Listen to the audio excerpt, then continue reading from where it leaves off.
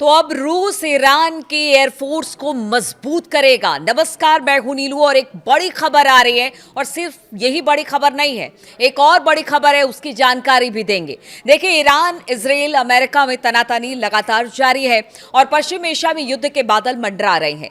हालिया संघर्ष में ईरान ने मिसाइलों और ड्रोन के क्षेत्र में अपनी पूरी ताकत दिखाई, ये पूरी दुनिया ने देखी, लेकिन एयरफोर्स के मामले में वो थोड़ा कमजोर दिखा।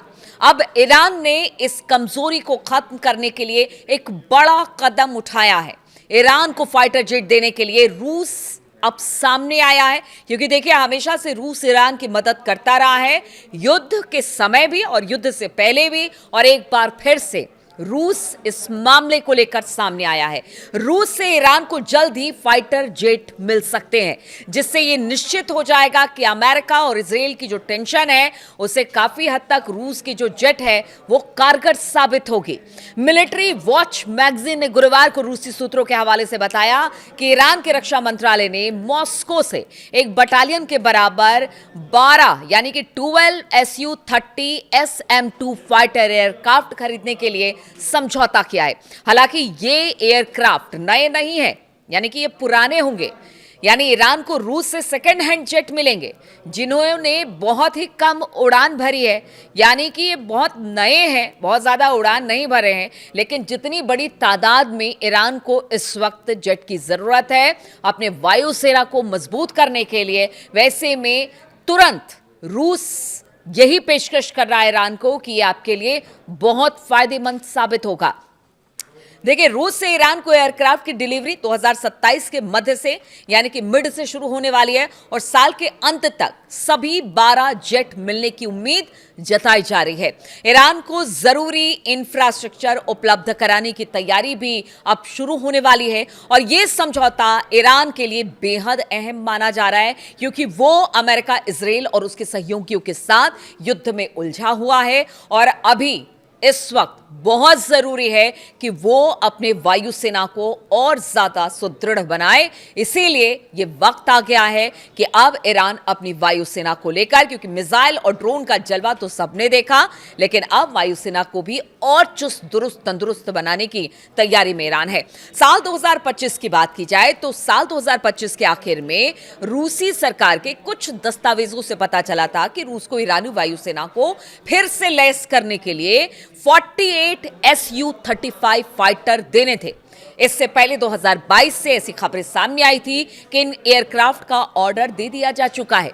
कई रिपोर्टों से संकेत मिलता है कि ईरान का रक्षा मंत्रालय रूस से जेट खरीदने पर काम कर रहा है, यानी बहुत लंबे समय से ये सारी डील चल रही है रूस और ईरान के बीच में, और कहा यह जा रहा है कि अब बहुत जल्दी 2027 तक ये सारा काम हो जाएगा और ये अमेरिका और इजराइल के लिए तो बिल्कुल अच्छी खबर नहीं कही जा सकती। ईरान दशकों पुराने अपने करीब 300 पुराने फाइटर जेट्स की जगह रूसी जेट लाना चाहता है। Su-30 SM-2 में वही AL-41F-1S इंजन इस्तेमाल होता है जो Su-35 में होता है और दोनों में रखरखाव और ऑपरेशन के मामले में काफी समानताएं भी है, यानी बहुत ज्यादा दिक्कत नहीं आने वाली है। दोनों Soviet Su-27 air superiority fighter के बेहतर वर्जन है। Su-30 SM-2 की कीमत करीब Su-35 की तुलना में 40% कम है। इसका रखरखाव और संचालन आसान भी है, यानी ईरान के लिए ये बहुत अच्छी डील साबित होने वाली है। हालांकि इसमें उस फाइटर के कई एडवांस फीचर नहीं है। Su-30 की कीमत करीब जो कीमत है वो रखरखाव में आसानी और तकरीबन बराबर परफॉर्मेंस ने इसे एक्सपोर्ट मार्केट में बेहद लोकप्रिय बना दिया है और यही वजह है कि अब ईरान इसे लेने को बिल्कुल तैयार है। बातचीत पूरी हो गई है, मुकम्मल हो गई है और बहुत जल्दी अब रशिया की तरफ से ईरान को यह डिलीवर कर दिया जाएगा।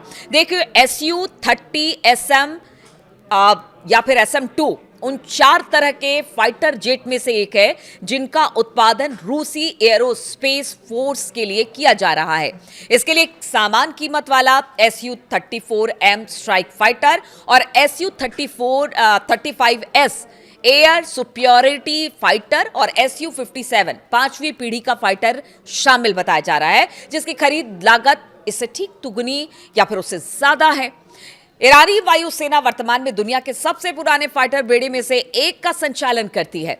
इसमें मुख्य रूप से 1970 के दशक में खरीदे गए वियतनाम युद्ध के समय F-4D या फिर E या फिर F-5E F फाइटर जेट शामिल हैं। ईरानी एयरफोर्स Su-30 SM-2 जैसे आधुनिक फाइटर जेट के जरिए अपनी ताकत अब ईरान बढ़ाना चाह रहा है और इसीलिए इसकी मदद रूस कर रहा है, क्योंकि रूस ने लगातार कहा है कि जिस तरह की मनमानी इजराइल और अमेरिका ने की है, युद्ध छेड़ा है, अब वो अपने दोस्त यानी ईरान की कहते हैं ना कि संप्रभुता की रक्षा के लिए वो कर सकता है, आगे आ सकता है, और उसने ऐसा ही किया है। अब ये अमेरिका और इजराइल के लिए तो अच्छी खबर नहीं है, जैसा मैं पहले भी कह चुकी हूँ कि अच्छी खबर नहीं है कि अब वायुसेना को अगर ईरान ने और दुरुस्त कर लिया तो आप सोचिए, एक तरफ ड्रोन है, एक तरफ उनकी मिसाइलें हैं, सुपरसोनिक हाइपरसोनिक मिसाइलें हैं, और अगर एयरफोर्स मजबूत हो गया तो आप समझिए कि ईरान किस तरह से अमेरिका और इजराइल को जवाब देगा।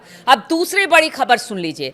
देखिए, एक तरफ तो युद्ध की तैयारी हो रही है, ईरान जो है वो फाइटर जेट खरीद रहा है या फिर अपने मिसाइलों के भंडार को उसने फिर से ठीक ठाक कर लिया है, उत्पादन एक बार फिर से शुरू हो गया है। अमेरिका भी अपनी तरफ से तैयारी कर ही रहा है और इजराइल को तो हमने देखा ही है कि किस तरह से ये सब अपनी अपनी तरीके से तैयारी कर रहे हैं, और ईरान इसमें बढ़ चढ़कर आगे बढ़ता हुआ दिखाई दे रहा है, क्योंकि उसको पता है कि दो देशों से उसे लड़ना है।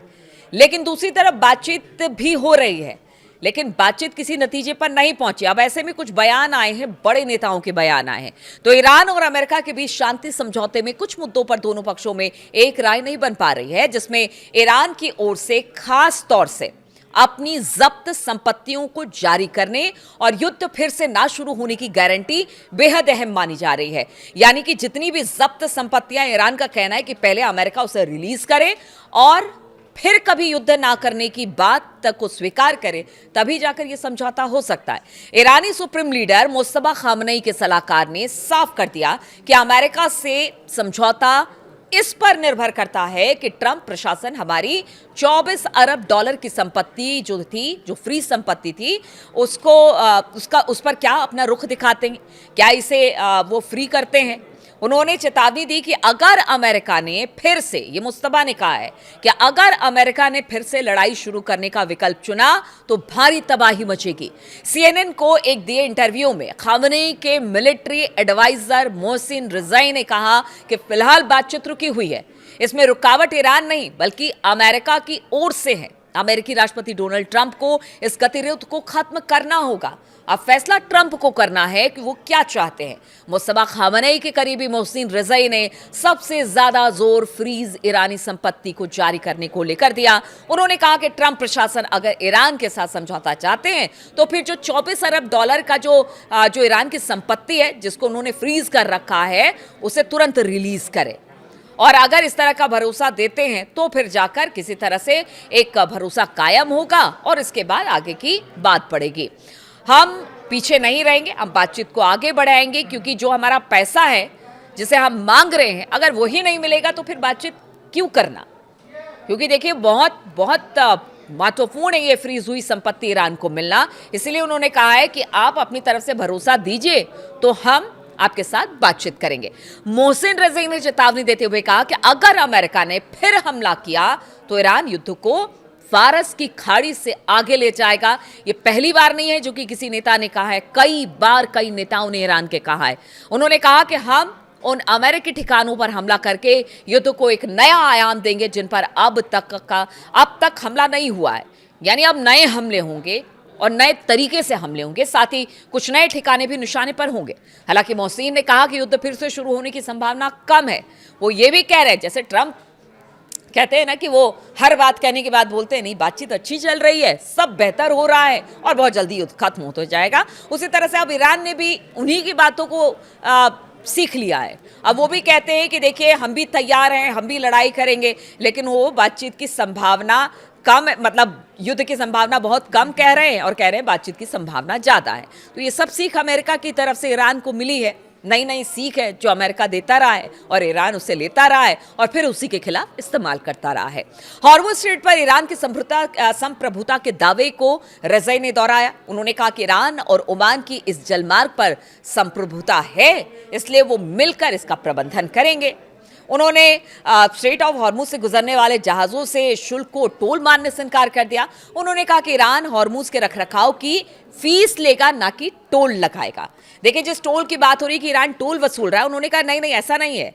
हॉर्मुज में जो रखरखाव होता है, जो स्थितियां वहां पर बनती है, उसके रखरखाव के लिए हम फीस लेंगे, हम टोल की बात नहीं करते हैं। तो बड़े अच्छे तरीके से उन्होंने इस बात को समझाने की कोशिश की।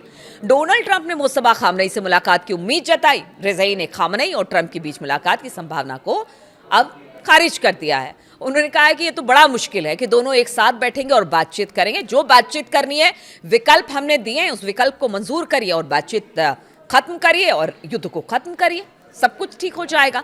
खामनेई से मिलने, मुस्तफा खामनेई से मिलने की क्या जरूरत है?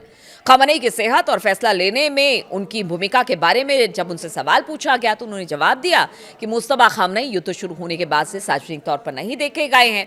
IRGC के पुराने नेताओं में मोहसिन रिज़ाई शामिल हैं। ईरान इराक युद्ध में वो लड़ चुके हैं, ईरान इराक युद्ध भी। और रिज़ाई बाद में एक्सपीडिएंसी काउंसिल, जो कि सर्वोच्च नेता को सलाह देती है, उसमें भी शामिल हुए। और पूर्व राष्ट्रपति इब्राहिम रईसी के कार्यकाल में उपराष्ट्रपति के तौर पर भी काम कर चुके हैं। तो आप समझते हैं कि रिज़ाई की क्या अहमियत है अगर रिज़ाई ये सब बात कर रहे हैं। रिज़ाई ने 4 बार राष्ट्रपति पद का चुनाव लड़ा, लेकिन जीत नहीं पाए। ऐसे में उनकी काफ़ी अहमियत मानी जाती है। और अगर वो कहते हैं कि जो 2-3 शर्तें हैं उसको मान लीजिए, युद्ध खत्म करिए, बाकी तो आप मुस्तफा से मिले ना मिले, वो ये तो हो नहीं सकता है, सब कुछ कर लीजिए, सब कुछ आपके ऊपर छोड़ रखा है, अब आप ही को फैसला लेना है कि करना क्या है, युद्ध को खत्म कैसे करना है। तो बाकी बातें साफ हो गई है। युद्ध की भी तैयारी चल रही है ईरान की, और जो एक कहते हैं ना कि डिप्लोमेसी भी है, वो भी जारी रखे हुए बातचीत हो रही है। लेकिन ईरान ने साफ कर दिया है कि देखिए, अब ऐसा है कि फ्री संपत्ति हमें दे दीजिए, और जो एक तरह से कहते हैं ना कि तमाम फ्रंट पर जो अमेरिका और इजराइल ने युद्ध छेड़ रखा है उसको खत्म कर दीजिए, युद्ध खत्म हो जाएगा। तो चलिए, इस तरह की बहुत सारी खबरें आती रहेंगी ईरान की तरफ से, अमेरिका की तरफ से, इजराइल की तरफ से। वो लगातार अपडेट्स मैं आपको देती रहूंगी। फिलहाल बहुत बहुत शुक्रिया मेरे साथ इस वीडियो में शामिल होने के लिए।